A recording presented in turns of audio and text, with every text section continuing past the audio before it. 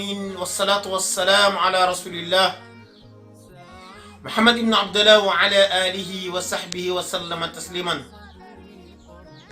mbokki luy ay di njàmbat yonent bi sallallahu alayhi wa alihi wa sallam nee na man raa minkum munkaran falyughayyirhu bi yadi. yonent bi nee na képp ku gis lu la metti na nga dindi ak sa loxo. soo ko mënta dindi sa loxo mu ni na nga ko dindi ak sa làmmiñ. ci làmmiñ lañu toll dañuy naqarlu li nga xamante ne mooy sëriñ daara bi ñu jàpp. li tax ñu jàpp ko dañ koo jàpp nee nañu dafa jàpp taalibe jéng ko mooy téye ñaari tànk yi. mani kon buñ ko jàppee moom kase war nañoo jàpp homme de tenue yëpp ndax homme de tenue yëpp dañuy monete te monet ak jéng benn la. jéng mooy téye ay tànk monet mooy téye ay loxo te ki la jox sa doom moom moo la ko yarloo. ngalawaay bu leen ragalloo nit ñi alxuraan yi, bu leen ragalloo nit ñi daaray alxuraan yi, bu leen ragalloo nit ñi daaray alxuraan yi. tax na xale koo ci wax ci dama la yóbbu daara mu tiit, koo ci wax ci dama la yóbbu daara mu fàq. bu leen ragalloo nit ñi daaray alxuraan yi. alxuraan jàmm ci am, alxuraan xéewale ci nekk. nit jàng na alxuraan ba mokkal kenn mësu koo jéng, kenn mësu koo dóor, kenn mësu koo sonal.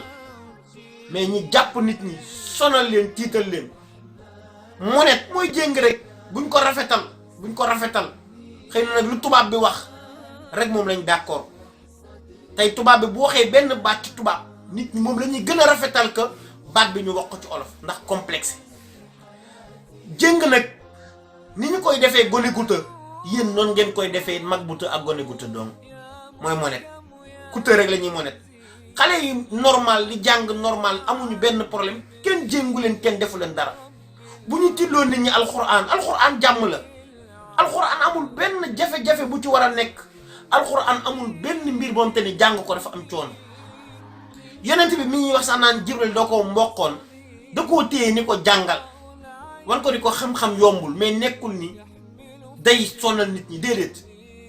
bu ñuy wax yaa xayti am na ci lu ñu war a wax ndax wane nañ ki ñu jiiñ ñi dafa jël xaalisu réew mi di ci def ay faux billets ba ñu jàpp ko grand flagrant délit. est-ce que gis ngeen fu ñu ko monété wala ñu jéng ngeen wane ko?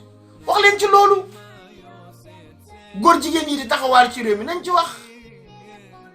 ñi sàcc alalu réew mi nañ ci wax. ñi ñuy jiiñ gaz ak pétrole nañ ci wax. xam nga xale boobu tey bu ko sëriñ bi bàyyi woon ba mu dëng mooy nekk vagabond te dañ ko jox ngir mu jubbanti ko.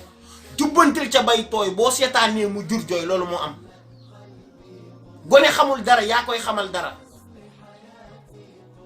gone gu të nag dañ koy jubbanti. gis ngeen ma ni na ngeen wax ci li nga xamante ni moom ngeen war a wax. bàyyi jàmbur yi ñu jàpp paquetage leen ci biir prison bi di leen teg ku ñu teg kii tëdd ñu tëj leen ci kaso yi. xalaa loolu tamit xool leen ci loolu metti na de ah loolu it metti na lool.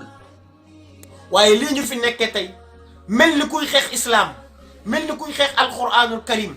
jàngalekatu alquran tekkeetu fi dara. te bu leen fàtte ni kooku ngeen tëj ndax jàngale alquran yonent bi nee na moo leen gën yéen ñi melul ni moom ñëpp. yonent bi nee na moo leen gën. xayrukum man taallama alquran wa allamu. ki gën ci nit ñi mooy kiy jàng alquran te jàngale ko. képp ku melul ni moom moo la gën. wasalaamu aleykum wa rahmatullahi taala wa barakatuh.